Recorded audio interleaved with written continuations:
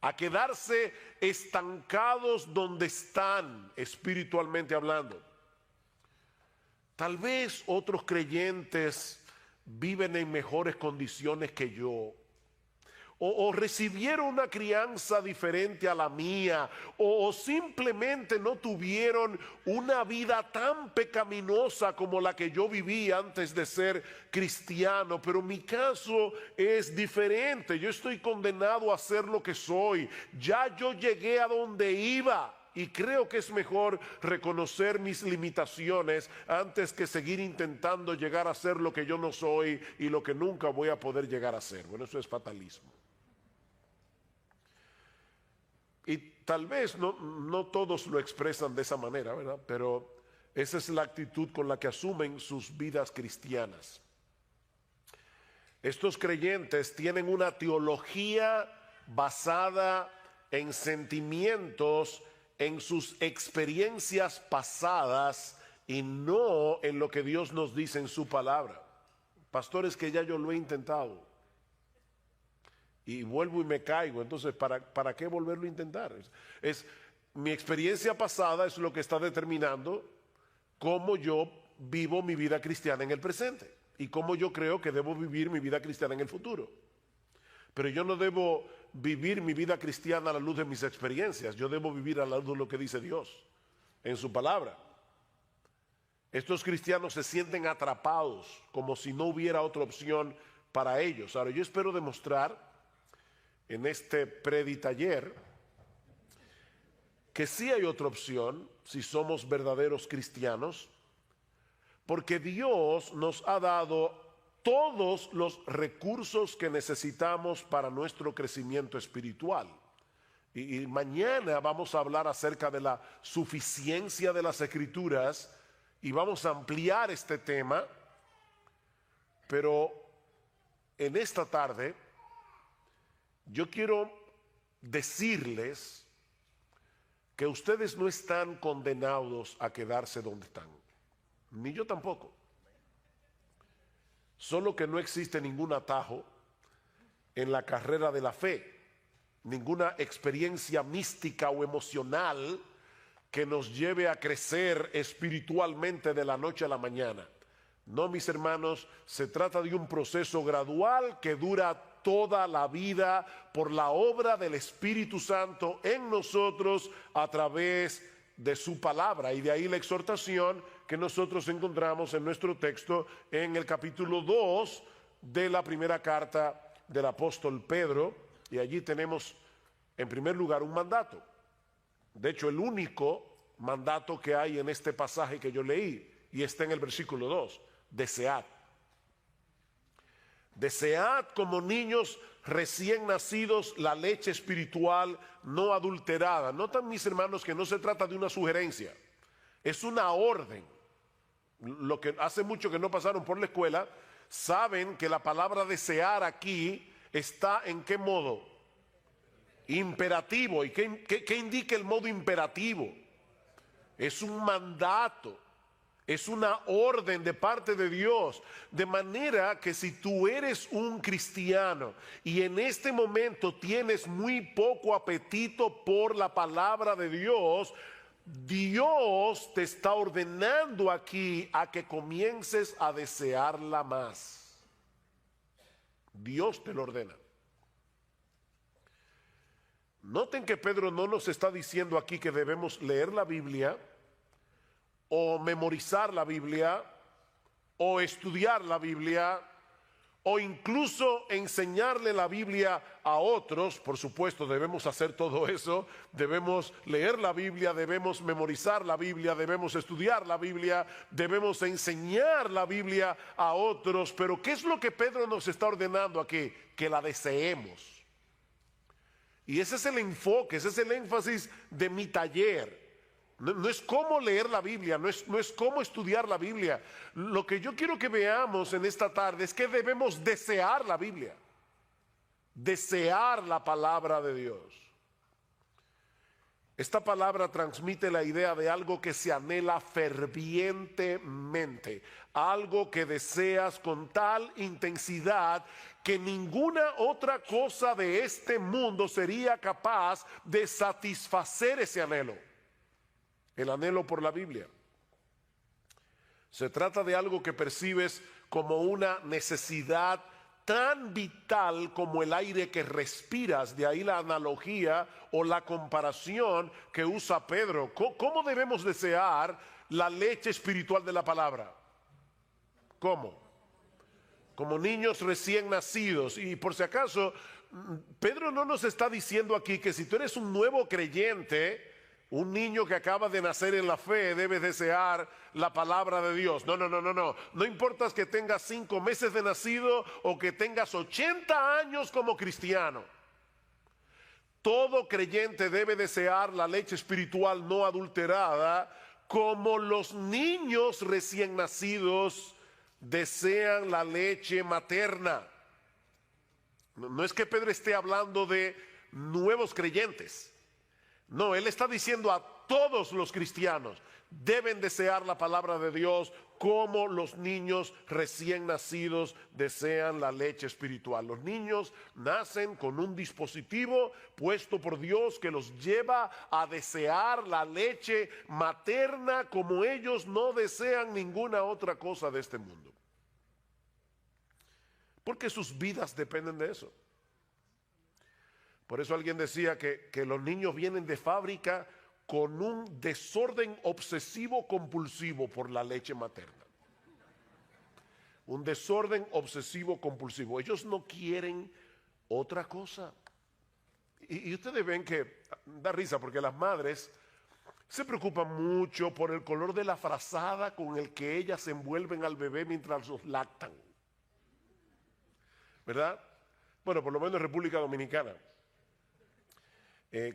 Sobre todo si hay visita en la casa y ellas quieren que hasta eso se vea bien, ¿verdad? La frazada. Pero créanme, los niños recién nacidos no tienen ningún interés por la frazada. A ellos no les importa de qué color es, no les importan los animalitos que la abuelita le bordó. Ellos quieren leche. La leche de la mamá. No les interesa otra cosa. Tú le puedes ofrecer un peluche sumamente llamativo, pero ellos no quieren un peluche, ellos quieren leche. Y tienen una alarma horrible para que no se te olvide. Hace mucho oí la historia de un señor que tenía muchísimas deudas. Y alguien le preguntó, ¿y cómo tú duermes por las noches debiendo tanto dinero? Y dice, yo duermo como un bebé.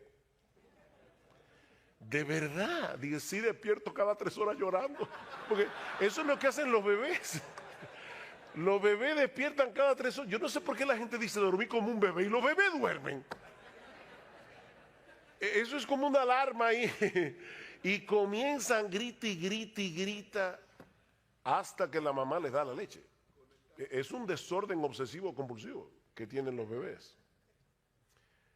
Bueno, hermanos, Pedro nos está diciendo en este texto que es así como tú y yo debemos desear la Biblia.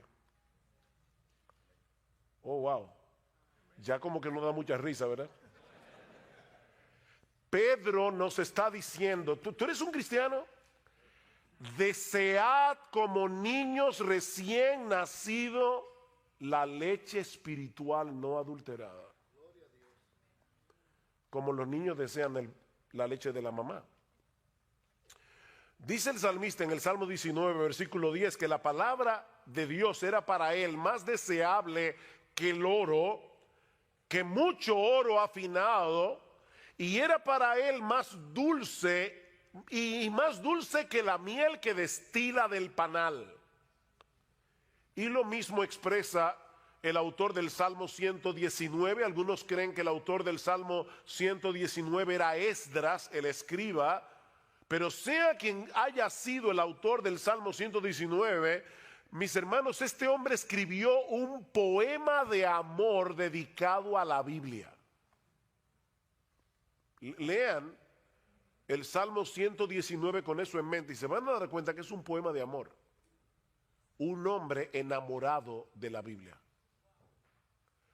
Y solamente por citar algunos textos del Salmo 119, versículo 16, me deleitaré en tus estatutos y no olvidaré tu palabra. Versículo 20, quebrantada está mi alma, anhelando tus ordenanzas en todo tiempo. Versículo 47, me deleitaré en tus mandamientos, los cuales amo. Versículo 72, mejor es para mí la ley de tu boca que millares de piezas de oro y de plata. Versículo 97, oh cuánto amo tu ley, todo el día es ella mi meditación. Versículo 131, abrí mi boca y suspiré porque anhelaba tus mandamientos. Versículo 162, me regocijo en tu palabra como quien haya un gran botín.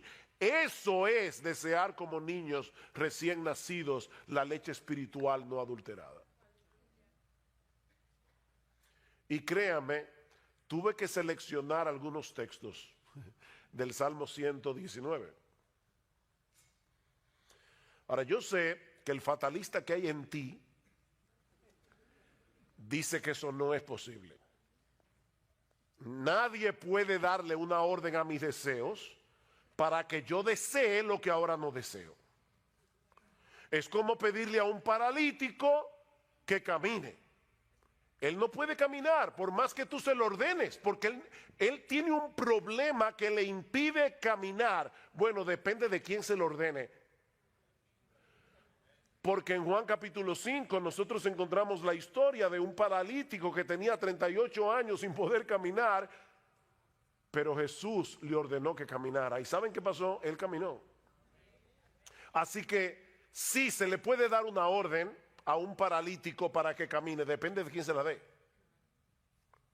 Porque si es Jesús, camina. Y es Dios el que nos está dando la orden de que deseemos su palabra. Esa es la diferencia que hay entre la ley y el evangelio. En el evangelio hay mandamientos, lo mismo que en la ley. La diferencia es que el mandamiento te da, que el evangelio te da los recursos que la ley no te da para que tú puedas obedecer los mandamientos. Esa es la diferencia. Hay un poema de Juan Bunyan que ilustra perfectamente este contraste entre la ley y el evangelio.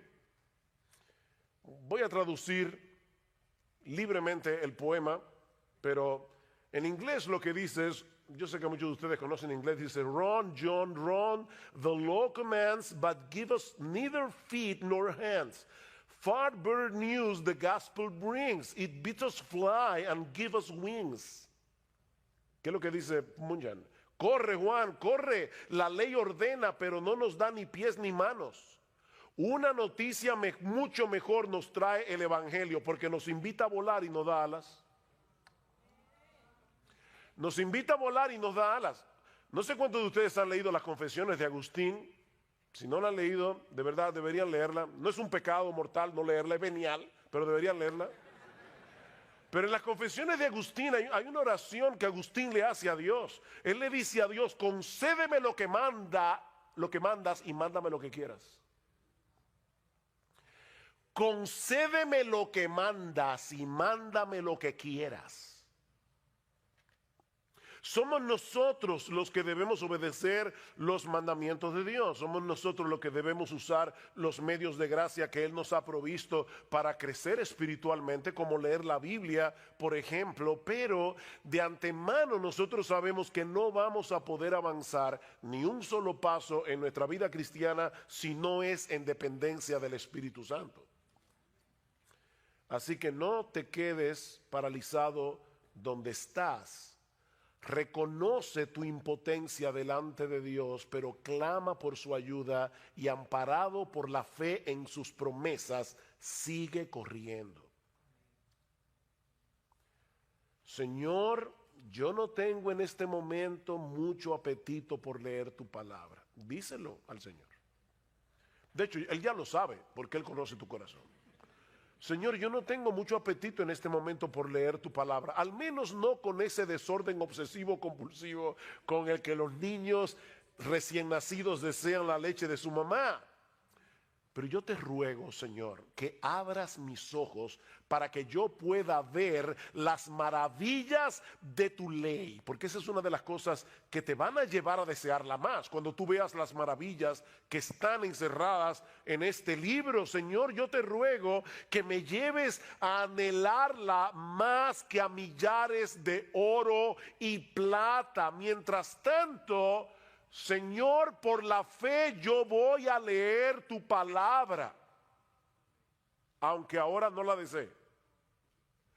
Porque yo sé que es por medio de ella que tú vas a hacer la obra en mí de desearla. O sea, fíjate lo que estoy diciendo. No te estoy diciendo, bueno, pues quédate sin leer la Biblia, dedícate a orar hasta que te venga el deseo. No. Lo que te estoy diciendo es, confiésale a Dios tu deseo, digo, tu falta de deseo, pídele que te haga desearla y comienza a leerla, porque es a través de la lectura de su palabra que Dios te va a dar el deseo por la Biblia. Y eso nos lleva a nuestro segundo encabezado del texto. Pedro no se limita a darnos una exhortación o un mandamiento para que deseemos la Biblia, la leche espiritual no adulterada, sino que también nos da una muy buena razón para hacerlo. Si ustedes notan el versículo 1 del capítulo 2, dice, desechando, ¿qué? Pues, desechando pues. ¿Ustedes recuerdan lo que decía Josías esta mañana de que porque la Biblia es inspirada, cada palabra cuenta? Bueno, aquí hay un pues que no está de más. De hecho, no sé cuántos de ustedes tienen la Biblia de las Américas. ¿Quiénes tienen aquí la Biblia de las Américas? Ok, ¿cómo comienza el capítulo 2? Porque no comienza de esta forma. ¿Cómo comienza? Por tanto. Exacto, comienza con un por tanto. ¿Qué quiere decir eso? Que lo que Pedro va a decir ahora acerca del deseo que debemos tener por la palabra está conectado con lo que él ha venido diciendo antes. Por eso yo comencé a leer desde el versículo 22 del capítulo 1, porque ese es el contexto del pasaje. ¿Qué dice Pedro? Versículo 22 del capítulo anterior. Habiendo purificado vuestras almas por la obediencia a la verdad mediante el Espíritu para el amor fraternal no fingido, amaos unos a otros entrañablemente de corazón puro, siendo renacidos o habiendo nacido de nuevo, no de simiente corruptible, sino de incorruptible, por medio de la palabra de Dios que vive y permanece para siempre. Por tanto, desechando toda malicia, ¿ven el punto? La conexión. Fue por el poder de la palabra que Dios impartió en nosotros una nueva vida, dice Pedro, al punto de ser capaces de amarnos unos a otros con un amor sincero de hermanos. O sea, la palabra de Dios es tan poderosa que a través de su palabra nuestros corazones fueron purificados, nuestros corazones fueron libertados de la esclavitud del pecado, fueron libertados del orgullo, fueron libertados del egoísmo. ¿No es eso lo que nos impide amar a los demás? Bueno, Pedro dice, fue por la palabra que ustedes fueron purificados de esa manera, para que se puedan amar. Dice en Santiago capítulo 1 versículo 18, en el ejercicio de su voluntad, Él nos hizo nacer por la palabra de verdad, para que fuéramos las primicias de sus criaturas. El nuevo nacimiento se produce por la palabra. ¿Qué debemos hacer ahora? Alimentarnos de esa misma palabra que nos dio vida. Esa misma palabra por la cual fuimos transformados. Alguien decía, la madre de la criatura es también la amamantadora de ella, ¿no es así? La que pare el niño es la que la amamanta. Bueno, ¿quién te parió? Te parió Dios, ¿por medio de qué? por medio de su palabra. Eso es lo que Pedro está diciendo. Fuiste engendrado por la palabra, amamántate de la palabra. Ahora tienes que seguir alimentándote por esa misma palabra, porque este libro no es un mero registro de las cosas que Dios hizo por nosotros o que Dios habló en un pasado distante. No, mis hermanos, esta es la palabra viva exhalada por el Dios vivo. Por eso es que constantemente nosotros encontramos expresiones en la Biblia como, por eso es que dice el Espíritu Santo, no dice dijo, dice el Espíritu Santo. Como en Hebreos capítulo 3, versículo 7 creo, como dice el Espíritu Santo. Todavía lo sigue diciendo. Esta palabra sigue hablando hoy como cuando se pronunció por primera vez. Es una palabra viva. Y ya oyeron ustedes hablando de la inspiración bastante hoy. Toda la escritura es inspirada por Dios y útil para enseñar, para redarguir, para corregir, para instruir en justicia, a fin de que el hombre de Dios sea perfecto, enteramente preparado para toda buena obra. Es la palabra exhalada de Dios. Es por eso que este libro es eficaz, porque está vivo. Increíble. Bueno, iba a usar esa ilustración mañana, pero bueno, ya, ni modo. ¿Saben que leí recientemente que una sociedad de ateos en Estados Unidos estaba haciendo fuerza porque sacaran la Biblia de los hoteles? La Biblia de los Gedeones. Y la pregunta mía es, ¿y por qué los ateos quieren que saquen la Biblia de los hoteles? ¿Será porque ellos creen que ella es capaz de convertir a la gente? Parece verdad como que los ateos tienen más fe en la palabra que muchos cristianos. Ellos le tienen miedo a este libro, a lo que este libro puede hacer. Y por eso quieren sacarlo de las escuelas, quieren sacarlo de los hoteles, quieren sacarlo de todas partes. La palabra de Dios es viva y eficaz y más cortante que toda espada de doble filo. La palabra de Dios está viva. Este libro está vivo. Es un libro poderoso. O el texto que citó nuestro hermano Carballosa ahora, dice, por eso también nosotros sin cesar damos gracias a Dios, 1 Tesalónica 2:13, de que cuando recibisteis la palabra de Dios que oísteis de nosotros, dice, la aceptasteis no como la palabra de hombres, sino como lo que realmente es, estoy leyendo de las Américas, la palabra de Dios, la cual también hace su obra en vosotros los que creéis, hace su obra. Es una palabra viva. Dios sigue hablando hoy a través de su palabra para transformar la vida de aquellos que la reciben por medio de la fe. Esta es una palabra que nunca perderá su poder de transformar.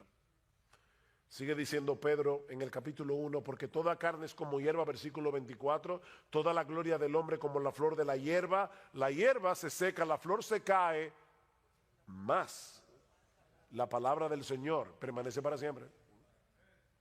Y esta es la palabra que por el Evangelio os ha sido anunciada. Por tanto, desead como niños recién nacidos la leche espiritual no adulterada. La misma palabra que Dios usó para darnos vida es la misma que Él usa para sostener y fortalecer esa nueva vida.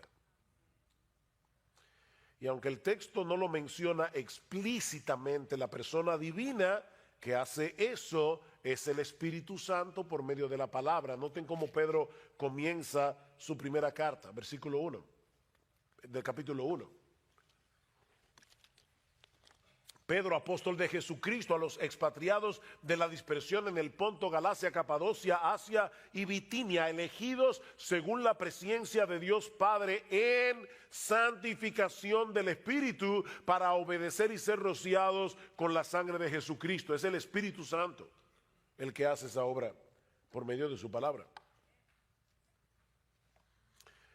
De manera que si tú quieres ver a Dios obrando en tu vida, si tú quieres que Él se manifieste en tu vida, sumérgete en este libro. Porque es aquí y no en ningún otro lugar donde Él se manifiesta. Yo escucho personas Personas en el pueblo evangélico que quisieran tener alguna experiencia espectacular para poder sentir la presencia de Dios. No, ¿tú quieres encontrarte con Dios? Búscalo aquí. Oye, que no lo vas a encontrar en ningún otro lugar. Tú quieres encontrarte con Dios, búscalo en este libro. Aquí es donde Dios se revela.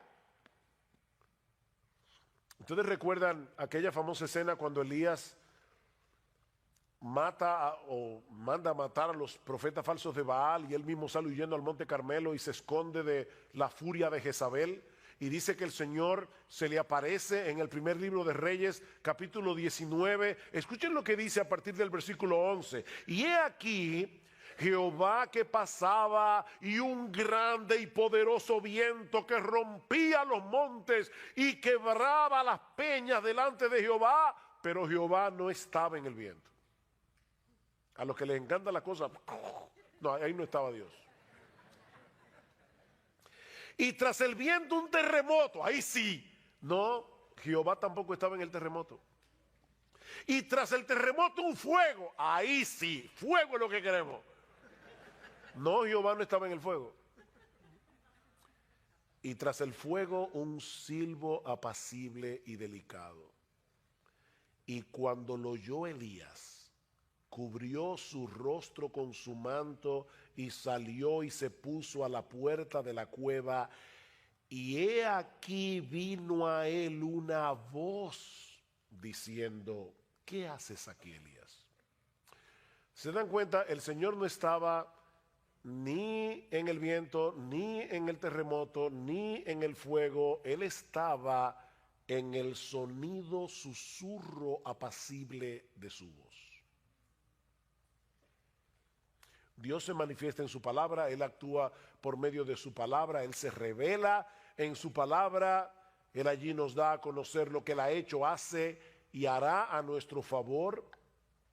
Es por eso que esta palabra no solo alimenta, es una palabra que deleita. Vean una vez más el versículo 3 del capítulo 2 de Primera de Pedro. Dice: si es que habéis gustado la benignidad del Señor. Y podemos traducirlo también: ya que habéis gustado. No es que lo pone en dudas, esa es una cláusula en griego que se puede traducir como algo afirmativo. Ya que habéis gustado de la bondad del Señor. ¿En qué ustedes creen que Pedro estaba pensando? ¿Qué texto bíblico del Antiguo Testamento creen ustedes que Pedro estaba pensando cuando escribió eso? Pueden decir el texto, aunque no sepan la calle ni el número de la casa. Gustad y ved que es bueno Jehová, dichoso el hombre que en él confía. Salmo capítulo 34, versículo 8. Probablemente Pedro estaba pensando en eso. Gustad, probad que Dios es bueno, es dichoso el hombre que confía en un Dios tan bueno como nuestro Dios. Ahora déjenme hacerles una pregunta. ¿En qué lugar nosotros podemos saborear la bondad del Señor? Porque Pedro y el salmista están diciendo: vengan y saboreen la bondad del Señor para que puedan confiar en Él. La pregunta que estoy haciendo es: ¿dónde nosotros podemos saborear la bondad del Señor? En la palabra de Dios. ¿Dónde fue que nos enteramos de que nuestro Dios nos había elegido para salvación desde antes de la fundación del mundo? Nos enteramos en su palabra. ¿En qué lugar fue que llegamos a conocer el carácter de Dios, al cual habíamos ofendido con nuestros pecados, pero también el plan que Él diseñó para poder darnos su justicia sin pasar por alto nuestra culpabilidad? ¿Dónde aprendimos eso? ¿En la Biblia? ¿Dónde podemos conocer las preciosas y grandísimas promesas de las que se nos habla en 2 de Pedro capítulo 1, versículos 3 y 4? Dejándonos ver en cada una de esas promesas la ternura de su bondad para con nosotros si somos sus hijos. ¿Dónde sabemos eso? ¿O dónde podemos saborear eso? En su palabra. Así que es una leche que alimenta, pero es una leche que deleita. Es una leche que deleita. Miren, mis hermanos, nosotros deberíamos leer la Biblia todos los días. Todos los días. Pastores, que yo no tengo tiempo. Ok, déjame decírtelo tiernamente, no mientas. No mientas. Dice John Piper que él cree que Dios movió las cosas para que se inventara el Facebook y el Twitter para demostrar en el día del juicio que no era verdad, que no había tiempo para leer la Biblia y orar.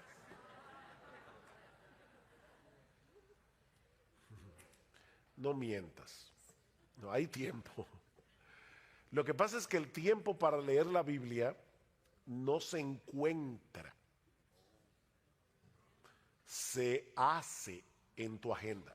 Tú tienes que apartar el tiempo para leer tu Biblia. Y debes hacerlo todos los días. Porque nosotros necesitamos este alimento todos los días. Nadie en su sano juicio dice, voy a comer una vez al mes. Eso sí, el día que coma me voy a dar un atracón. No. Tú comes todos los días, 3 veces al día. Bueno, tú debes leer la Biblia todos los días. De verdad, todos los días. Si se puede leer la Biblia todos los días, se puede. Pero no lo hagas pensando que si no lees la Biblia, ese día te va a caer un rayo del cielo. No es por esa razón que tú debes leer tu Biblia todos los días. No leas la Biblia por el temor de que si no la lees, Dios te va a castigar o ese va a ser un mal día para ti, todo te va a salir en contra. No. Nosotros leemos la Biblia cada día para conocer mejor a Jesucristo. Nosotros leemos la Biblia cada día para conocer mejor el diamante del Evangelio, que tiene demasiadas aristas y hay que verlo por todos lados para entenderlo cada vez mejor. ¿Saben para qué? Para que Cristo sea cada vez más precioso para nosotros. Es por eso que debemos leer la Biblia. Porque toda esa bondad que nosotros hemos gustado de parte de Dios y que se encuentran en su palabra, han venido a ser nuestras únicamente por causa de Él. Me encanta como lo dice Pablo en el capítulo 1 de la segunda carta a los Corintios. Noten lo que dice en el versículo 20. Porque todas las promesas de Dios son en Él sí y en Él amén, por medio de nosotros para la gloria de Dios. No pierdan de vista la coma. Pablo no está diciendo que todas las promesas de Dios son en el sí, en el amén. No, en Él sí, coma, y en Él, amén, en quien todas las promesas de Dios son sí y amén, en Cristo Jesús. Sin Cristo nosotros no tendríamos derecho a apropiarnos de ninguna promesa bíblica. Así que cada vez que tú leas una promesa en la Biblia, aunque esté en el Antiguo Testamento, piensa en Jesús. Jehová es mi pastor, nada me faltará. Wow, qué hermoso. Bueno, esa promesa no es para ti si tú no estás en Cristo. Y por lo tanto, esa promesa habla de Cristo. Cualquier promesa que haya en la Biblia, son en Él sí y en Él amén. Por lo tanto, ¿por qué tú debes leer la Biblia todos los días? Para enamorarte más de Jesús, que hace posible que Dios te trate con bondad y no con juicio, ya que habéis gustado la benignidad del Señor, la bondad del Señor. Por eso es que debes desear como niño recién nacido la leche espiritual no adulterada, porque esa bondad la gustas aquí es donde se gusta esa bondad. Porque es aquí que nos muestran a Cristo como el mediador que hace posible que todas las promesas de Dios sean sí y amén para nosotros. Así que ya hemos visto dos cosas. Hemos visto la exhortación o el mandato, desead como niños recién nacidos. La razón, ya que habéis gustado la bondad del Señor y la gustaste aquí. Pero veamos ahora, en tercer lugar, los obstáculos. Los obstáculos. Hay algunas cosas que estropean nuestro apetito por la Biblia. Y lo encontramos en el versículo 1. Desechando pues toda malicia, todo engaño, hipocresía, envidias y todas las distracciones, desead como niños recién nacidos. Aquí está el problema. Ven, el problema no es falta de tiempo. No, el problema está en el versículo 1. Desechen esto. Y la palabra que se traduce aquí como desechar da la idea de quitarse algo de encima, como cuando uno se quita una ropa sucia, una ropa contaminada. El tiempo del verbo que Pedro usa aquí nos muestra que se trata de una acción enérgica, una acción determinante. Desecha de una vez por todas esos pecados que están destruyendo, que están estropeando, que están minando tu apetito por la palabra de Dios. Desecha esos pecados. Ahora, quiero ponerlos a pensar y así me siento más tranquilo con mi conciencia de que de verdad fue un taller y no que estaba predicando. Déjenme hacerles una pregunta. Sí, porque entonces ustedes van a salir afuera y le van a decir, mi taller estuvo buenísimo, había hasta diapositiva y el mío no tiene nada de eso. Entonces déjenme por lo menos decir eso. Ok, vean el texto. Otra vez, léanlo, véanlo en su Biblia, el versículo 1. ¿Ustedes notan algo interesante en esa lista de pecados que Pedro, sí, primera de Pedro capítulo 2, versículo 1? ¿Ustedes notan algo en esa lista de pecados? Hay varias cosas en esa lista de pecados que yo quiero que ustedes noten y quiero que me respondan los que hayan notado algo.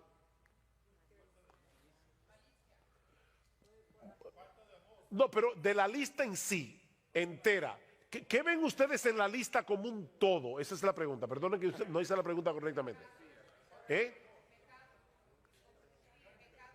Bueno, son pecados, obviamente. Oh, perdón, ¿cómo fue? Todos los pecados que están ahí son relacionales. Hay un montón de pecados que Pedro ni menciona. Esta lista no es exhaustiva. Todos los pecados de los que Pedro está hablando allí son relacionales. Todos tienen que ver en nuestro trato unos con otros. Por ejemplo, ahí no se habla del adulterio, no se habla del homicidio. Bueno, el homicidio es contra otro, pero no se habla ahí de eso. Son pecados relacionales. Pecados que atentan contra el amor. ¿Por qué? Porque Pedro acaba de decir que la palabra de Dios purificó nuestras almas para el amor fraternal, no fingido, de manera que ahora nosotros formamos parte de una comunidad de santos donde nos ayudamos mutuamente, porque resulta que el crecimiento en la piedad no se hace solo. Nosotros necesitamos una comunidad para amar la palabra y para obedecer la palabra. Y ahora Pedro nos está diciendo, cuídate de esos pecados que te alejan de la iglesia, cuídate de esos pecados que te alejan de la comunidad de santos, porque esos mismos pecados te alejan de la Biblia. Porque Dios te salvó para que tú seas parte de una comunidad. La vida cristiana no puede vivirse en soledad. De manera que nosotros podemos englobar todos esos pecados en uno solo. No actúen en ninguna manera que sea contraria al amor fraternal. ¿Saben por qué? Porque eso afectará nuestro apetito por la palabra. Cuando tú tienes problemas relacionales, también tienes problemas con el Señor. Y ya tú no quieres ir a su palabra. Porque la Biblia te manda que te arregles con tu hermano, que perdones, que no tengas amargura. La Biblia te manda todo eso. Entonces es difícil uno tener problemas con la gente y meterse en este libro. Échense de vosotros toda amargura, enojo, ira, gritería, maledicencia. Eso está en Efesios capítulo 4, versículo 32. Pastores, que yo no la puedo perdonar. No, otra mentira, tú no la quieres perdonar, eso es diferente. Entonces tú no puedes amar este libro y estar con problemas con todo el mundo, no puedes. Eso va a minar tu apetito por la Biblia. Ahora, ¿no tienen algo interesante o algo más interesante aquí? Así como estos pecados arruinan nuestro deseo por la Biblia es el único antídoto que puede equiparnos para luchar adecuadamente contra esos pecados.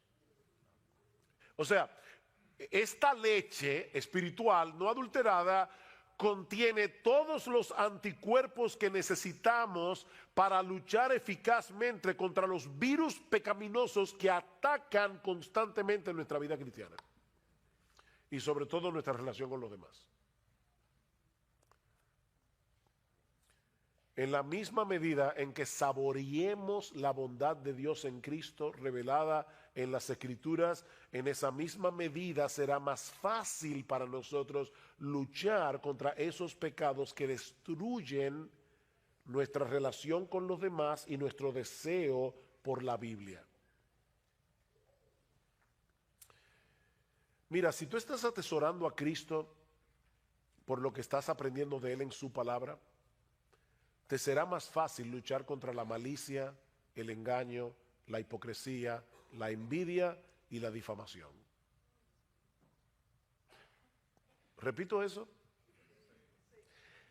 Si tú estás atesorando a Cristo por lo que estás aprendiendo de Él en su palabra, te será más fácil desechar la malicia, el engaño, la hipocresía, la envidia y la difamación. Vean el capítulo 1, y voy a leer un pasaje un poco largo, pero noten lo que dice Pedro en el versículo 3 del capítulo 1, hasta el versículo 9. Bendito el Dios y Padre de nuestro Señor Jesucristo, que según su grande misericordia nos hizo renacer para una esperanza viva por la resurrección de Jesucristo de los muertos, para una herencia. A todo el mundo le encanta la palabra herencia. Murió el tío rico. Bueno, no me voy a alegrar, pero me dejó una herencia. Para una herencia incorruptible, incontaminada e inmarcesible, reservada en los cielos para vosotros, que sois guardados por el poder de Dios mediante la fe, para alcanzar la salvación que está preparada para ser manifestada en el tiempo postrero, en lo cual vosotros os alegráis, aunque ahora por un poco de tiempo, si es necesario, tengáis que ser afligidos en diversas pruebas, para que sometida a prueba vuestra fe, mucho más preciosa que el oro, el cual aunque perecedero se prueba con fuego, sea hallada en alabanza, gloria y honra cuando sea manifestado Jesucristo, a quien amáis sin haberle visto, en quien creyendo aunque ahora no lo veáis, os alegráis con gozo inefable y glorioso, obteniendo el fin de vuestra fe, que es la salvación de vuestras almas. Wow, qué pasaje. Pregunta. ¿Qué tiene que envidiarle a los demás una persona que ha sido hecha coheredera con Jesucristo y que está experimentando aquí y ahora ese gozo inefable y lleno de gloria del que Pedro está hablando ahí? Piénsenlo. Una persona que de verdad se está alimentando de lo que dice ahí, ¿cómo? ¿Y qué tú le vas a envidiar a otra persona? ¿Qué malicia vas a tener? La malicia de la que Pedro habla aquí es el deseo no solamente de tener lo que el otro tiene, sino de que él no tenga lo que yo no tengo. Somos bárbaros. Es increíble la maldad que hay en el corazón humano. No sé si han oído ese cuento indio, pero hay un cuento indio de un genio, ese genio que se aparece y le dice al tipo, pídeme un deseo, no tres, uno. Pídeme un deseo, lo que yo quiera, lo que tú quieras. Pero te advierto que lo que tú me pidas, al vecino le voy a dar el doble. O sea, que si yo te pido $1.000.000, al vecino le doy 2. Una mansión, 2 mansiones al vecino. No, si es así, déjame pensarlo. Finalmente el tipo le dijo, déjame ciego de un solo ojo. Óigame. Es que mire, somos envidiosos. Nos molesta que el otro tenga lo que yo no tengo. Ahora, de verdad, y no me digan, no, pastor, yo desde que me convertí nunca he envidiado a nadie. Mentiroso, eso no es verdad. Pero lo que pasa es que la envidia es tan sucia que a la gente no le gusta reconocerla. Hermanos, una persona que está meditando en la Biblia y está viendo el diamante del Evangelio y todo lo que Dios nos ha provisto en Cristo, va a desechar toda malicia, engaño, hipocresía. Ven el punto, desead como niños recién nacidos, pero antes desecha todo aquello. Para que puedas desear la leche espiritual. Pero hay algo más en el texto que ya hemos mencionado, pero que ahora vamos a enfocar de manera más particular, aunque brevemente. Perdona, ¿qué hora fue que empezamos? No, en serio, no es relajo. ¿Ah?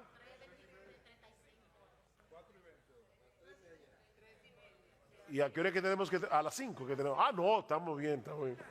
Ok. Ya vimos, ¿qué vimos? La exhortación del texto, desead como niños recién nacidos. La razón, fuiste engendrado por la palabra, desea la palabra. Los obstáculos. Ahora veamos el resultado. ¿Qué sucederá si en dependencia del Espíritu Santo luchamos por desechar de nuestra vida los pecados que se mencionan en el versículo 1, mientras nos alimentamos apropiadamente de la leche espiritual no adulterada? ¿Qué va a pasar? Vean otra vez el versículo 2. Desead como niños recién nacidos la leche espiritual no adulterada, para que por ella crezcáis para salvación, ya que habéis gustado la benignidad del Señor. Todos nosotros sabemos que el nacimiento es apenas el comienzo de una vida, que ahora debe desarrollarse hasta alcanzar la madurez.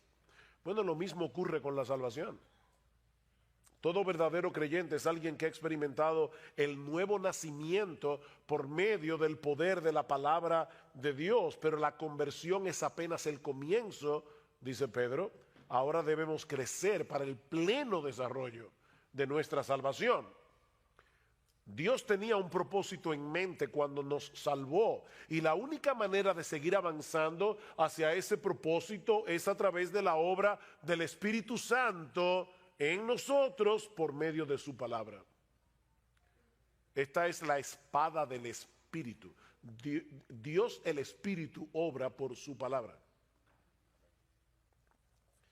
¿Cuál es el propósito que Dios tenía en mente cuando nos salvó? ¿Cuál era? Pero formarnos a la imagen de Cristo. ¿Recuerdan Romanos 8:28? Sabemos que a los que aman a Dios todas las cosas les ayudan a bien. Esto es, para que no confundan el bien, esto es a los que conforme a su propósito son llamados. ¿Cuál es el propósito? Porque a los que antes conoció también los predestinó para que fuesen hechos conformes a la imagen de su Hijo, de modo que Él sea el primogénito entre muchos hermanos. El propósito para el cual todas las cosas obran es para hacernos como Jesús. Ese es el bien. No es que seas millonario, no es que tengas siempre salud. No, es que seas como Jesús. Ese es el bien. Porque fue con ese propósito que el Señor nos escogió. He usado esta ilustración muchas veces, pero no encuentro otra mejor. Una vez le preguntaron al gran escultor renacentista Miguel Ángel. Él estaba con un bloque de mármol enorme, iba a esculpir un caballo. Yo no sé cuántos de ustedes han visto las obras de Miguel Ángel, aunque sea en foto, pero de verdad que parece que tienen vida. Y alguien le preguntó, ¿cómo tú puedes sacar un caballo de ese bloque de mármol? Y Miguel Ángel le respondió, es muy fácil, yo le quito todo lo que no se parece al caballo. Bueno, ¿saben qué es lo que Dios está haciendo? Dios nos toma así en bruto y nos salva. No te estoy diciendo que tú eres bruto, sino que tú eres como esa piedra bruta, no trabajada, y ahora Dios va a tomar el cincel y va a comenzar a golpearte para quitarte todo lo que no se parece a Jesús. Ese es el propósito. Ahora, ¿cómo yo avanzo hacia el propósito de ser cada vez más como Jesús?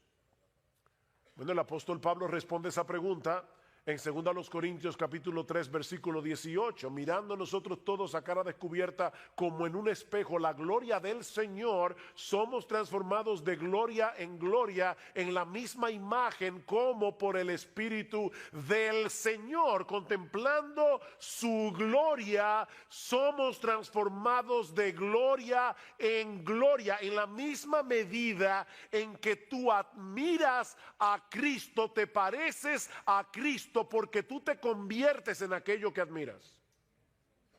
¿Por qué ustedes creen que las personas imitan a los artistas?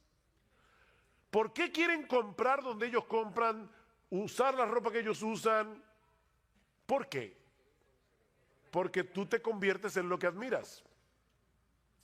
Bueno, si tú admiras la gloria de Cristo, te vas a parecer cada vez más a Él. Mirando su gloria, somos transformados de gloria en la misma imagen. Ahora la pregunta es, ¿y dónde nosotros vemos la gloria de Jesús?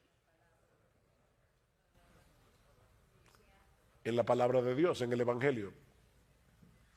Si nuestro evangelio está encubierto, entre los que se pierden está encubierto, en los cuales el Dios de este siglo cegó el entendimiento de los incrédulos para que no les resplandezca la luz del evangelio de la gloria de Cristo. El evangelio de la gloria de Cristo, que es la imagen de Dios. Es en el evangelio donde brilla como en ningún otro lugar la gloria de Jesús. Bueno, es por eso que nosotros debemos desear como niños recién nacidos la leche espiritual no adulterada. El raquitismo espiritual no es una opción. Pedro concluye su segunda carta diciendo que creced en la gracia y en el conocimiento de nuestro Señor Jesucristo.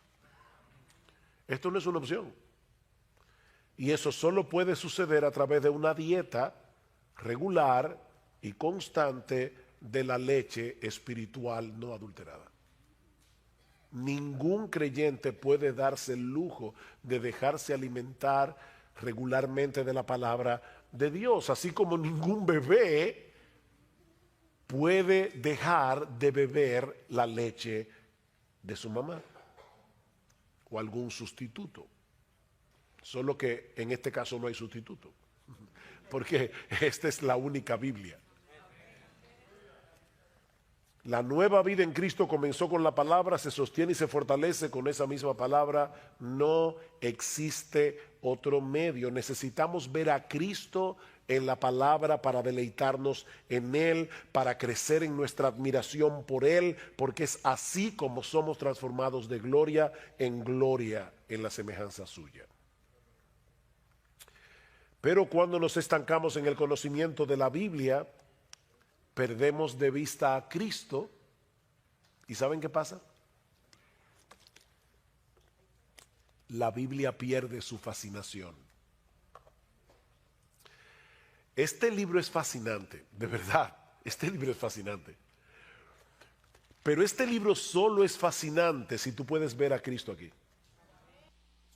Pablo dice en 2 Corintios capítulo 2 versículo 14 que el hombre natural, es decir, el hombre tal como sale del vientre de su madre, el hombre que todavía no ha nacido de nuevo, que no ha sido regenerado, no percibe las cosas que son del Espíritu de Dios, porque para él son locura. Pablo dice que no las puede entender porque se han de discernir espiritualmente. Y en 2 Corintios 4:3 Pablo dice de manera más explícita que el Dios de este siglo cegó el entendimiento de los incrédulos para que no les resplandezca la luz del evangelio de la gloria de Cristo, el cual es la imagen de Dios. El hombre incrédulo está espiritualmente ciego y con una ceguera que es 1000 veces peor que la física. porque ni siquiera le permite darse cuenta de que él está ciego. Él cree que ve, pero no ve. Y ese es precisamente el tema de la porción del Evangelio de Marcos que estudiaremos en esta mañana. Marcos capítulo 8, vamos a estar viendo los versículos 1 hasta el 26. Es un pasaje muy extenso, por lo que no vamos a detenernos en cada uno de los detalles que aparecen allí, pero aún así, mis hermanos, vale la pena entender esta porción del Evangelio de Marcos como un todo para poder ver el hilo de pensamiento que corre a través de esta sección del Evangelio. Este capítulo comienza con un incidente similar al que nosotros vimos hace varias semanas atrás en el capítulo 6 de Marcos, cuando el Señor alimentó a una gran multitud con 5 panes y 2 peces. Por eso hemos titulado esta primera escena una lección repetida para un grupo de alumnos de lento aprendizaje.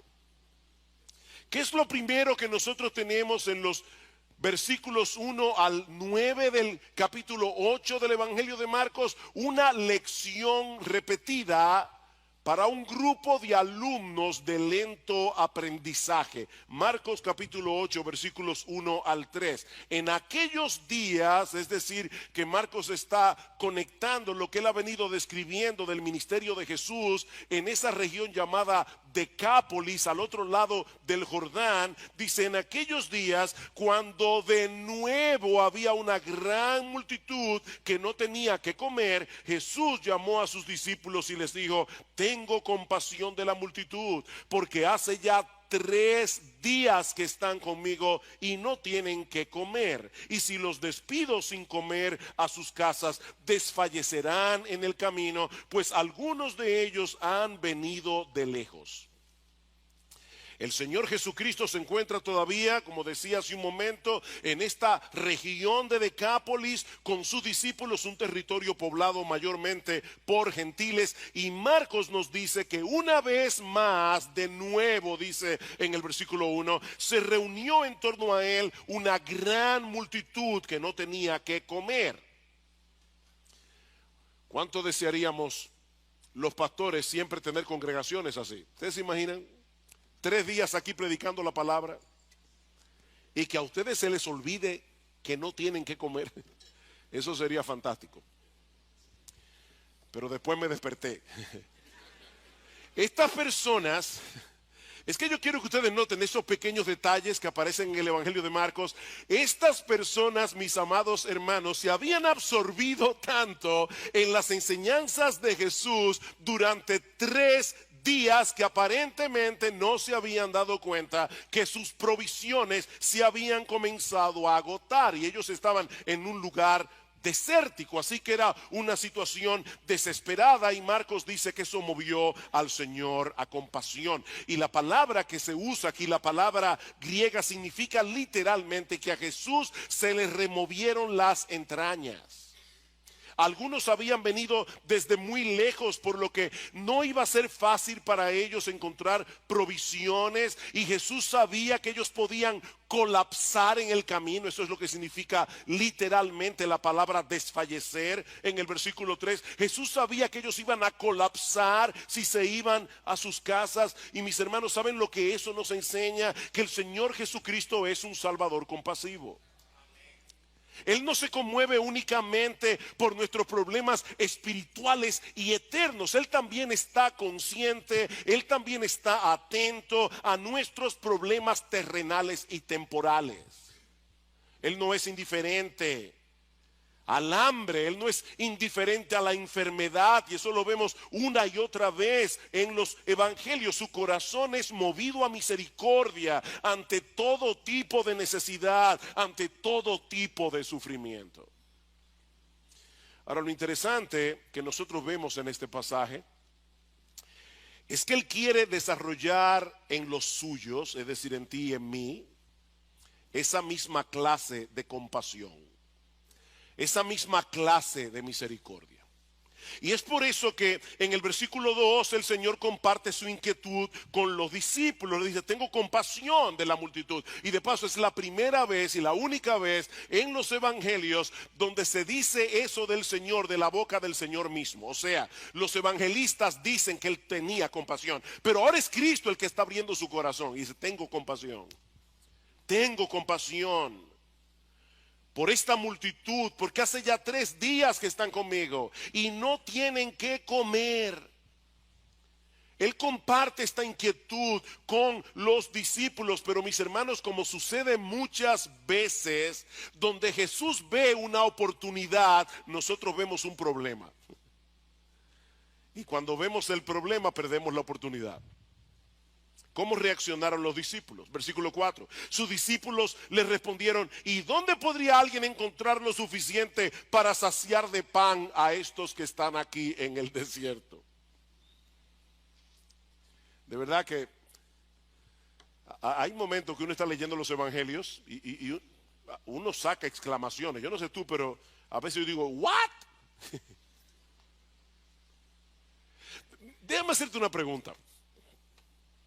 Si tú hubieras estado allí en ese momento, ¿cuál habría sido tu respuesta a los discípulos? Imagínate, ¿te acuerdas la serie El Túnel del Tiempo? Algunos se acordarán.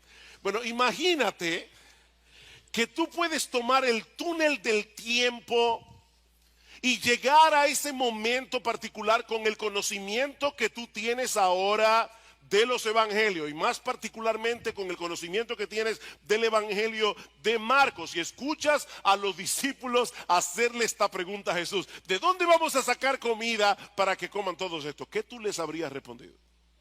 Bueno, yo no sé tú, pero probablemente yo les hubiera dicho, ¿cómo que de dónde? De ese Señor de gloria que puede multiplicar unos cuantos panes y unos cuantos peces y convertirlos en un banquete. Jesús puede hacer eso. Bien, esa es la respuesta correcta. Pero ¿saben qué, mis amados hermanos? Yo me temo que de haber estado allí, lo más probable es que tú y yo habríamos reaccionado exactamente como ellos lo hicieron. Exactamente. Tenemos un serio problema, tú y yo tenemos un serio problema para aplicar lo que conocemos del Señor. Cuando estamos en un momento difícil, cuando estamos en medio de la prueba, cuando estamos en medio del dolor, se nos olvidan los principios bíblicos, se nos olvida la teología. Pero ya hablaremos de eso dentro de un momento. Ahora, lo sorprendente de esta historia, mis hermanos, es que el Señor no desecha a sus discípulos por causa de su torpeza, y eso es una buena noticia, sino que con toda paciencia les repite la misma lección que le había dado en el capítulo 6, versículo 5. Y Él les preguntó, ¿cuántos panes tenéis? Y ellos respondieron, 7. Entonces mandó a la multitud que se recostara en el suelo, y tomando los 7 panes, después de dar gracias, los partió y los iba dando a sus discípulos para que los pusieran delante de la gente, y ellos los sirvieron a la multitud. También tenían unos pocos pececillos, aparentemente sardinas, y después de bendecirlos, mandó que estos también los sirvieran. Todos comieron y se saciaron, y recogieron de lo que sobró de los pedazos 7 canastas.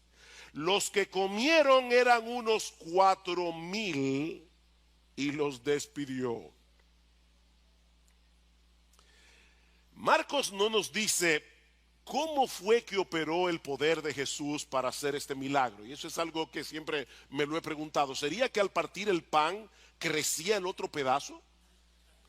¿O sería que en la canasta donde estaban los 7 panes y los pocos pececillos comenzaron a aparecer de la nada panes y peces? Nosotros no lo sabemos. Y ¿saben qué, mis amados hermanos? No tiene la menor importancia, porque sea de un modo o de otro, el punto es que el Señor alimentó milagrosamente a un montón de personas con 7 panes y unos pocos pececillos. Es el mismo que en el principio creó de la nada con el poder de su palabra los cielos y la tierra. Él estaba allí ese día, encarnado en persona, y sigue siendo el mismo en el día de hoy.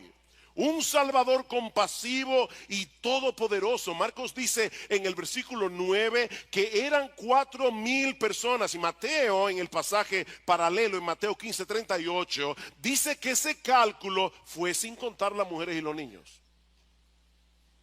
¿Cuántas personas habían allí? Probablemente más de 15,000. Y aún así sobraron 7 canastas llenas de comida. Y de paso, mis hermanos, la palabra que usa Marcos aquí para canasta no es la misma que se usa en el pasaje anterior, en el capítulo 6. Esta era una canasta, como nosotros tenemos una fuerte influencia norteamericana. Creo que ustedes van a entender esto. Es un hamper, eso es lo que significa la palabra griega. Es una canasta lo suficientemente grande para que quepa un hombre entero dentro de ella. Es la misma palabra que aparece en Hechos capítulo 9, versículo 25, cuando dice que Lucas, que Pablo tuvo que ser descolgado del muro de Damasco en una canasta.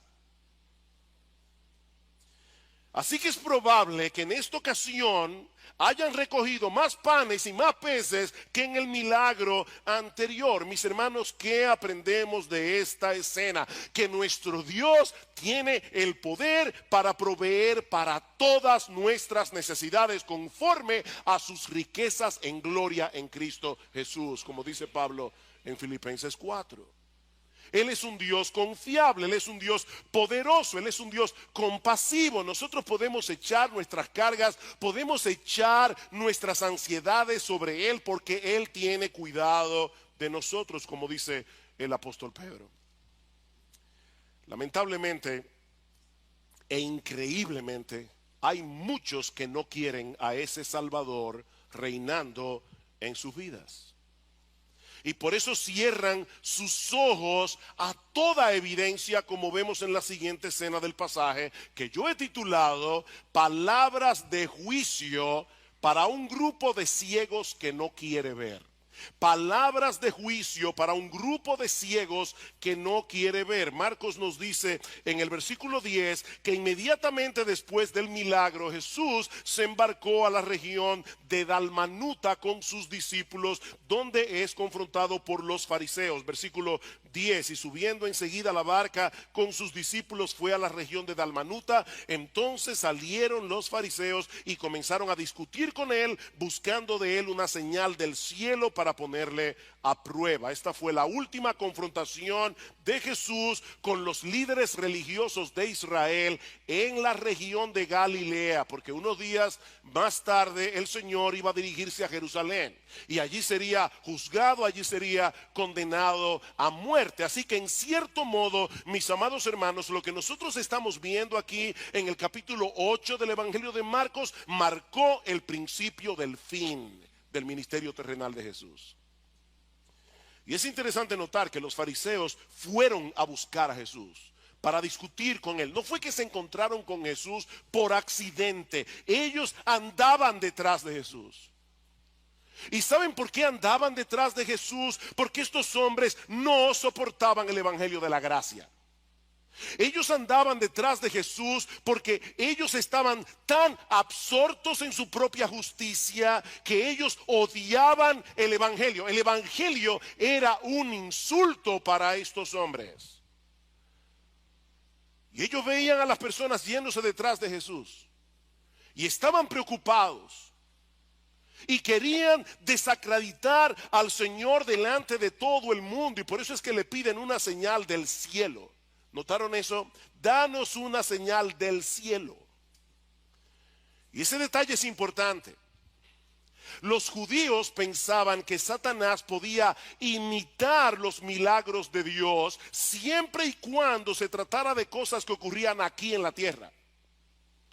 Pero ellos creían que Satanás no puede imitar los milagros que ocurren en el cielo, y eso es precisamente lo que ellos están pidiendo aquí. No vengas con esos milagros que tú haces aquí en la tierra, porque ya sabemos que el diablo puede hacerlos también. Haz algo verdaderamente extraordinario, algo que tenga que provenir directamente del trono de Dios. Detén el sol como hizo Josué en Gabaón, o haz que llueva fuego del cielo como hizo Elías. Eso es lo que nosotros queremos. Una señal del cielo. No venga con un milagrito aquí, no. ¿Cuál fue la respuesta de Jesús a esta ridícula petición? Versículo 12. Suspirando profundamente en su espíritu, dijo: ¿por qué pide señal esta generación? En verdad os digo que no se le dará señal a esta generación. Y dejándolos, se embarcó otra vez y se fue al otro lado. Mira, si tú vas delante de alguien y le demandas algo y su reacción es un profundo suspiro, déjame decirte algo, puedes estar seguro que lo que sigue no será nada bueno.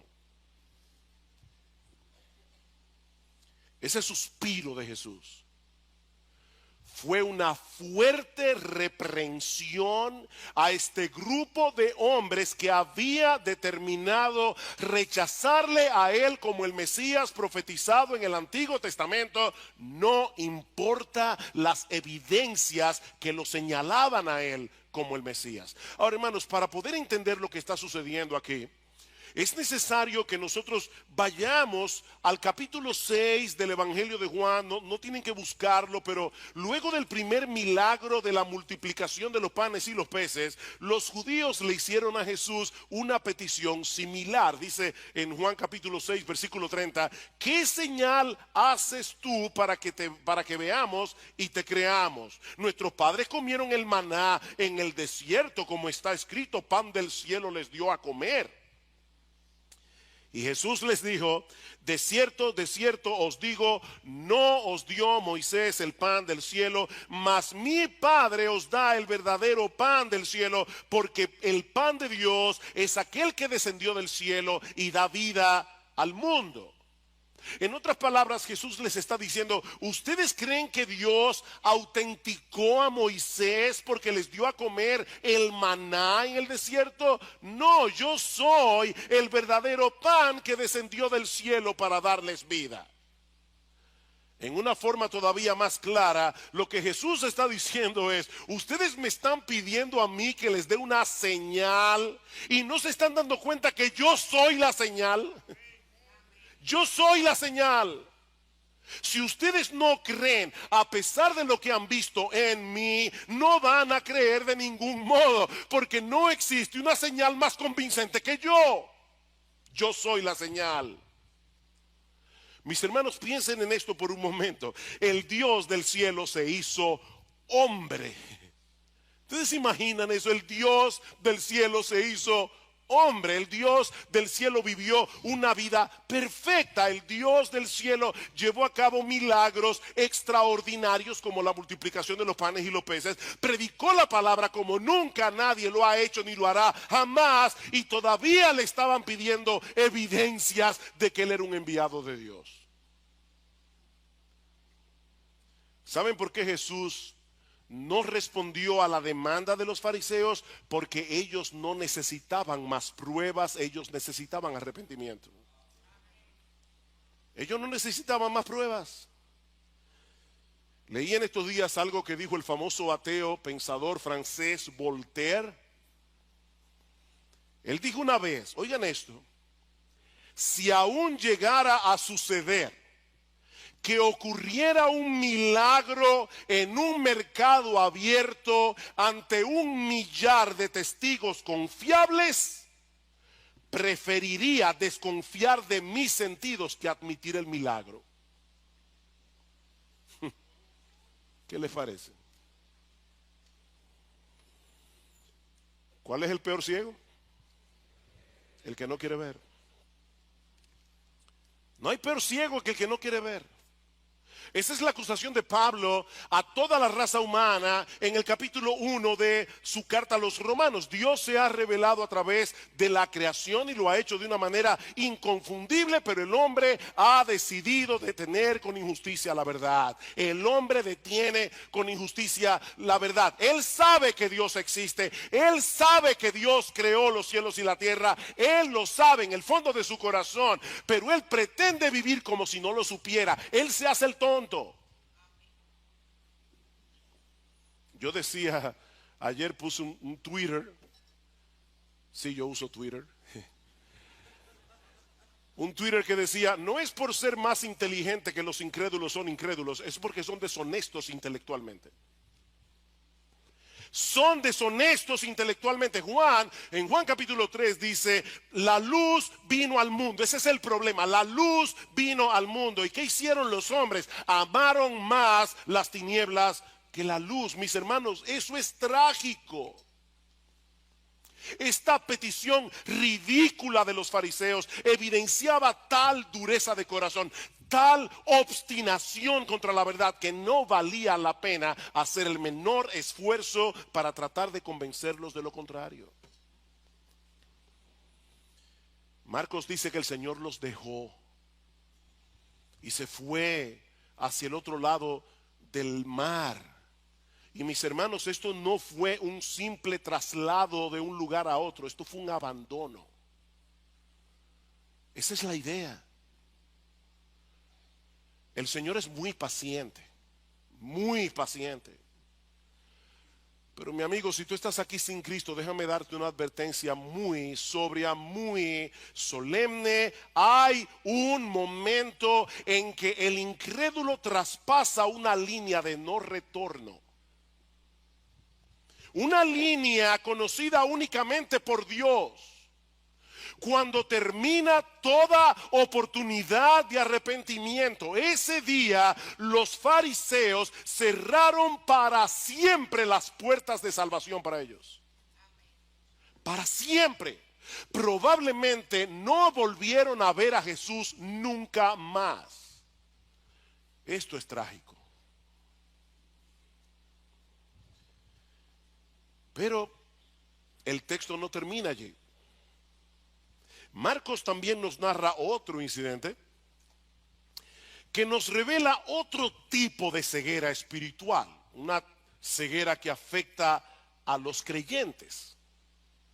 Los líderes religiosos de Israel estaban completamente ciegos, estaban voluntariamente ciegos, pero ahora Marcos quiere hacernos ver que los discípulos también tenían un serio problema en su entendimiento de las cosas. Por eso yo he titulado la siguiente escena, unas palabras de reprensión para un grupo de creyentes con miopía espiritual.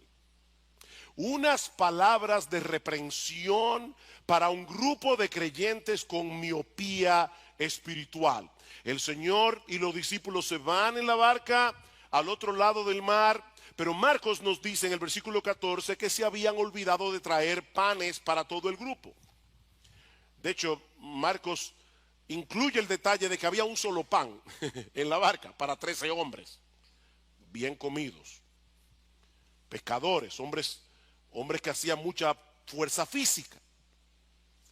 Y nosotros podemos suponer que los discípulos le estaban dando mente al asunto, tal vez preocupados de que Jesús les preguntara por la comida y quedara evidenciado que habían sido unos irresponsables.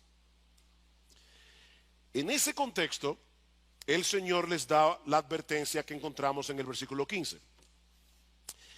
Y Él les encargaba diciendo, tened cuidado, guardaos de la levadura de los fariseos y de la levadura de Herodes. En el pasaje paralelo, en el Evangelio de Mateo, se incluye también la levadura de los saduceos.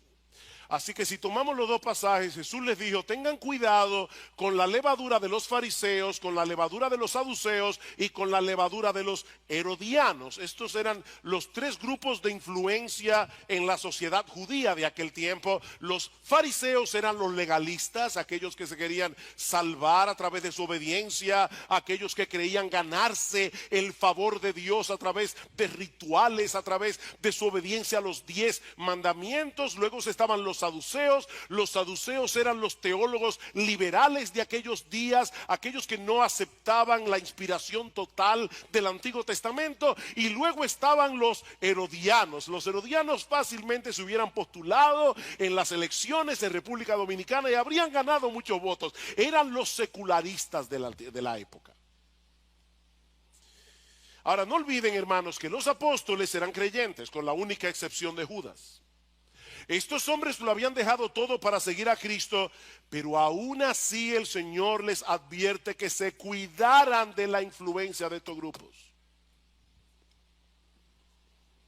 Cuídense de esa levadura. Ustedes saben lo que hace la levadura, ¿verdad? Usted pone un poquito de levadura en la masa del pan y esa levadura leuda todo, afecta todo. Bueno, por esa razón la levadura se usa en la Biblia metafóricamente para señalar algo que nos puede parecer pequeño, pero que puede traer una significativa alteración en todo lo que toca. De ahí que la levadura vino a ser un símbolo de aquello que corrompe, de aquello que destruye.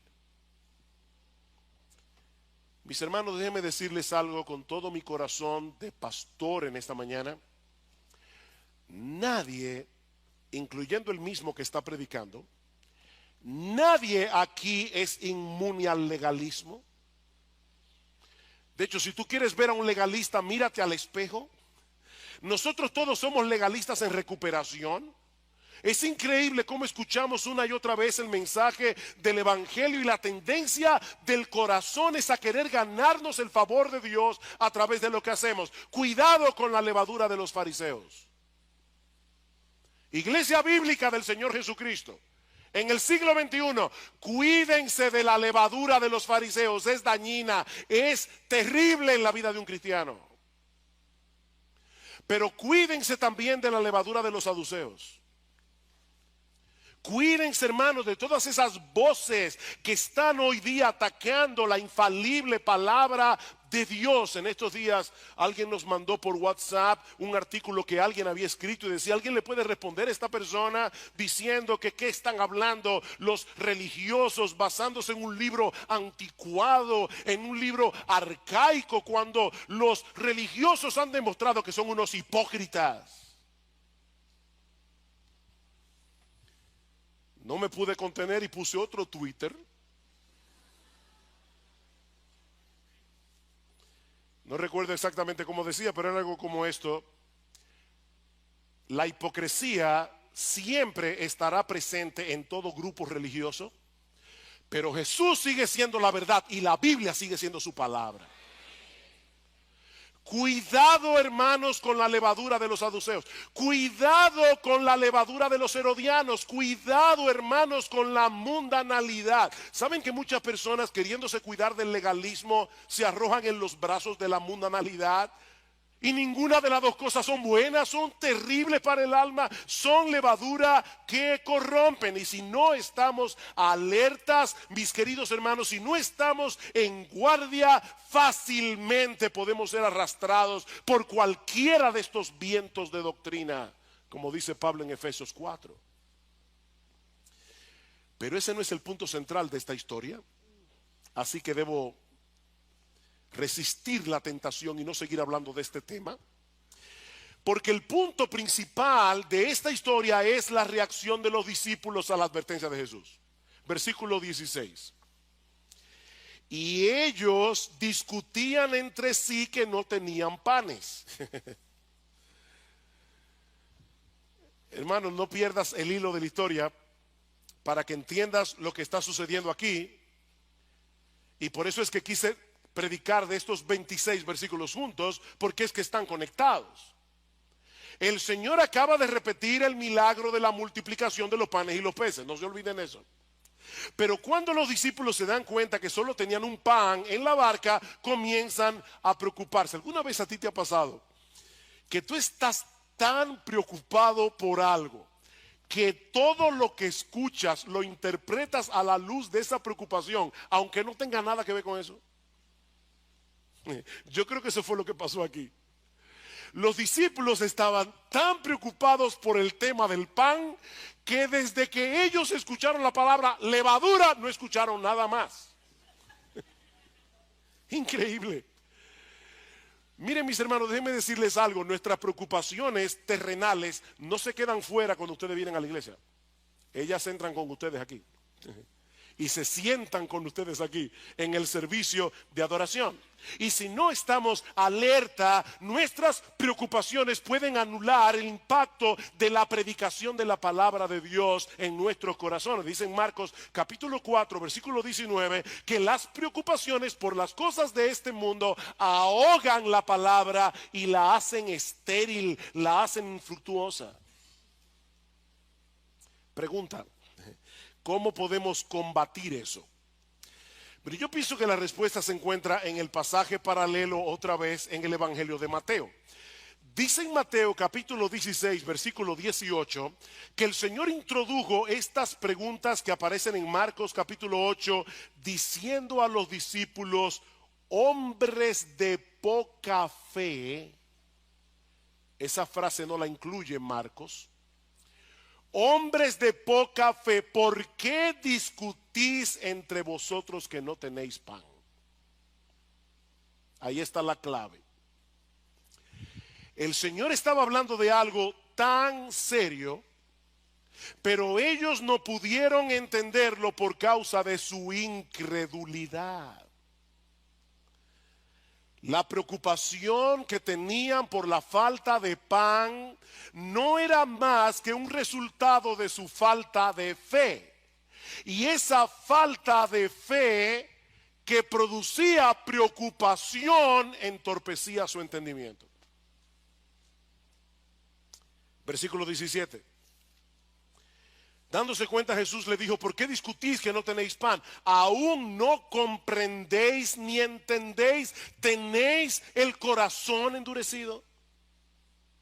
El Señor quiere despertar a sus discípulos a la realidad de que un corazón regenerado, un corazón nacido de nuevo, puede padecer cierto grado de endurecimiento, puede padecer cierto grado de insensibilidad espiritual que no nos permite entender ni asimilar la palabra de Dios. Versículo 18. Teniendo ojos no veis, y teniendo oídos no oís. Ellos tenían ojos, ellos tenían oídos. Cristo les había abierto los ojos en la conversión, pero no estaban viendo. Déjenme hacerles una pregunta, hermanos. ¿Qué cita bíblica está usando Jesús aquí? Teniendo ojos no veis, y teniendo oídos no oís. Isaías capítulo 6.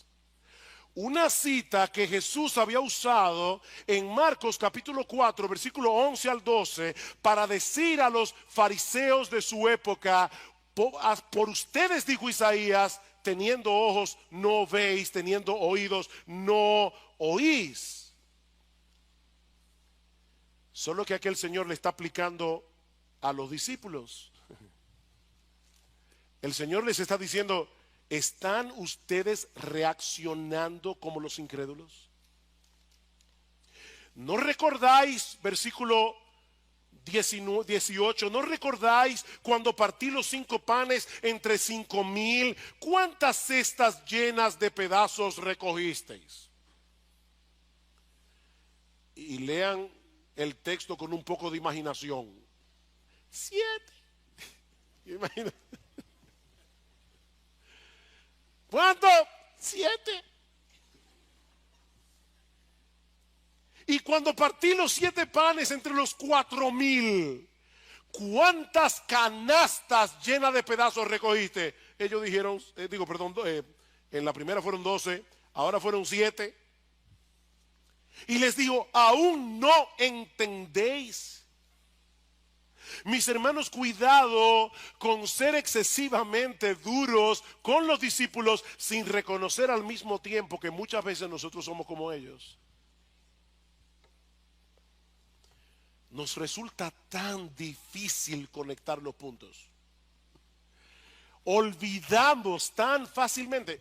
Yo estoy seguro que todos ustedes aquí, si son creyentes de años, de cierto tiempo en la fe, seguro que pueden recordar momentos en su vida pasada en los que pasaron por situaciones bien difíciles y en los que Dios de muchas maneras manifestó su fidelidad.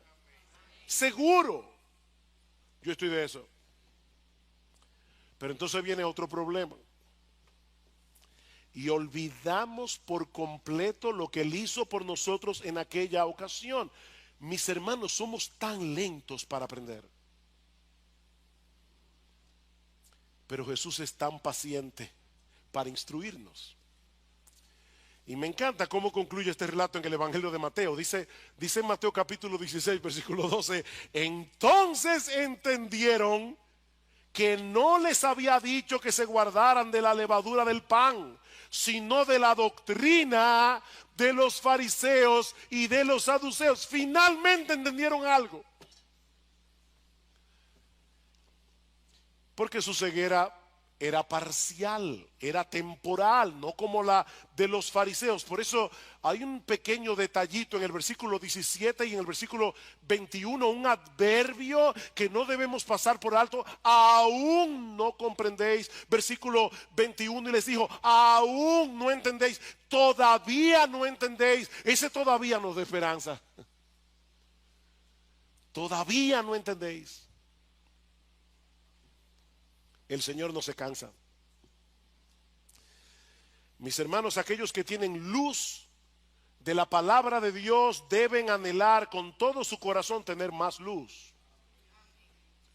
Deben orar fervientemente. Ustedes recuerdan esa oración de Pablo en Efesios capítulo 1, versículo 18, luego que Pablo ha dicho, bendito el Dios y Padre de nuestro Señor Jesucristo, que nos bendijo con toda bendición espiritual en los lugares celestiales en Cristo, según nos escogió en Él desde antes de la fundación del mundo, para ser santos y sin mancha delante de Él en amor, habiéndonos predestinado para ser adoptados hijos suyos a través de nuestro Señor Jesucristo. Y va detallando bendición tras bendición tras bendición. Pero cuando llegamos a la mitad del capítulo 1, ¿qué hace Pablo? Orar por los efesios y pedir que el entendimiento de ellos sea abierto, que el entendimiento de ellos sea iluminado, para que nosotros podamos tener una mejor comprensión de todas las bendiciones que Dios ha derramado sobre nosotros.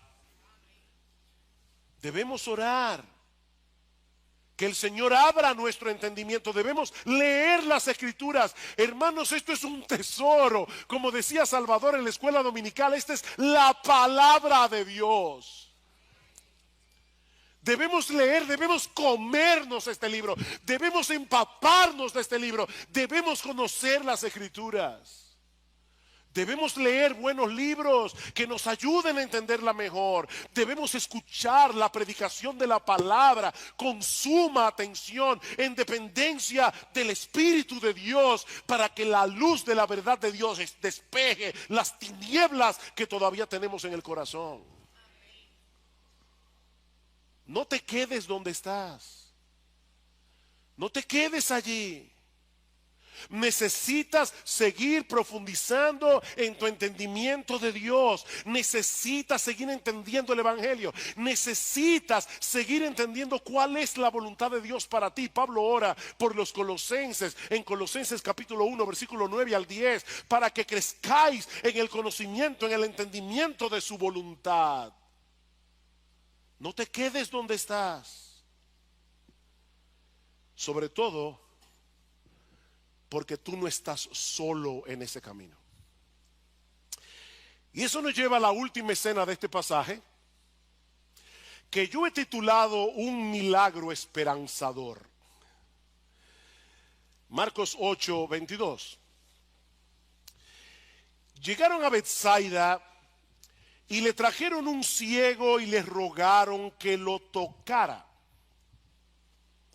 Tomando de la mano al ciego. Qué tierno, hermanos. Imagínense esa escena.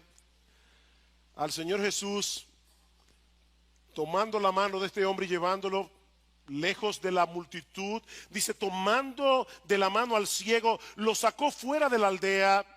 Y después de escupir en sus ojos y de poner las manos sobre él, le preguntó, ¿ves algo? Y levantando la vista dijo, veo a los hombres, pero los veo como árboles que caminan. Entonces Jesús puso otra vez las manos sobre sus ojos y él miró fijamente y fue restaurado y lo veía todo con claridad. Y lo envió a su casa diciendo, ni aún en la aldea entres. Yo no creo que haya sido por casualidad que Marcos incluyera este milagro precisamente en este punto de la historia. Recuerden lo que decíamos cuando empezamos esta serie. Los evangelios son biografías teológicas. Ellos no están narrando cronológicamente la vida de Jesús. Ellos están tomando lo que ellos quieren tomar para darnos una enseñanza. Y es importante entender eso porque la narración de este milagro es exclusiva de Marcos. No aparece en ningún otro de los evangelios. Así que Marcos lo mencionó por una razón, en ese punto. De hecho, este es el único milagro registrado en los evangelios hecho por Jesús en dos etapas. Todos los milagros del Señor fueron instantáneos. Jesús le dijo a Lázaro en la tumba, Lázaro, ven fuera. Y de inmediato salió de la tumba y no medio vivo. Salió completamente vivo. Instantáneamente. El Señor calmó el mar en tempestad de una sola vez. Cada milagro fue así. Excepto la sanidad de este ciego en Betsaida. ¿Por qué el Señor sanó a este hombre en dos etapas?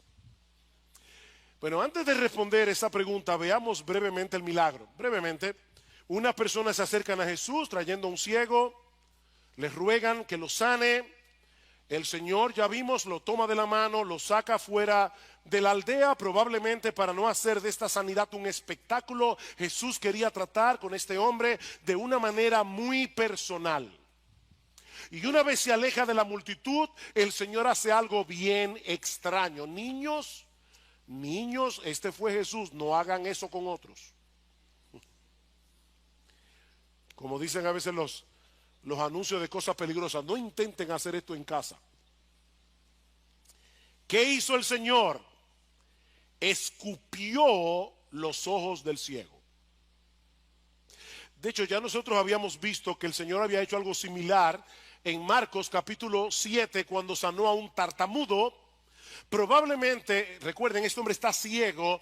El Señor quería que él percibiera de una forma tangible, algo va a pasar con mis ojos. Así que el Señor escupe los ojos del ciego y lo toca con su mano. Y así el ciego puede depositar su fe en él. Algo va a pasar. Jesús le pregunta, ¿tú ves algo?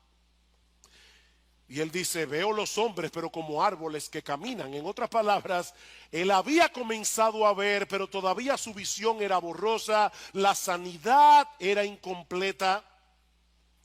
Así que el Señor pone las manos sobre sus ojos una vez más, y me encanta, dice que su visión fue restaurada y que lo veía todo con claridad. Esa palabra que se traduce como claridad es una palabra compuesta del griego que significa ver de lejos con toda nitidez. 20. La saliva de Jesús fue un láser y sanó a este individuo. Ahora bien, otra vez, hermanos, ¿por qué Jesús sanó a este ciego en dos etapas? Bueno, muchos comentaristas, y yo estoy completamente de acuerdo, entienden que Cristo quería hacerle ver a los discípulos en una forma gráfica el problema de visión que ellos tenían. Ellos necesitaban seguir avanzando en su proceso de entendimiento. Recuerden la pregunta del versículo 17: ¿es que aún no comprendéis ni entendéis? Versículo 18: teniendo ojos no veis. La visión de los apóstoles era como la de este hombre al principio. Ellos habían recibido visión espiritual cuando se convirtieron al Señor, pero todavía era borrosa. Ellos veían las realidades espirituales como árboles que caminan.